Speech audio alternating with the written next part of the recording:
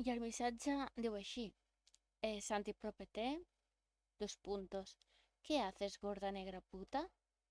Santi Propeté, dos puntos. Cállate, gorda de mierda. Ronroneos, dos puntos. Contrabarra, van Santi Propeté. És al·lucinant la gentussa a internet que s'apareix al teu stream per a vexar-te. Es queden a gust insultant-te amb ganes, venint així del no-res. Penso que tots aquests energúmens haurien de desaparèixer del món.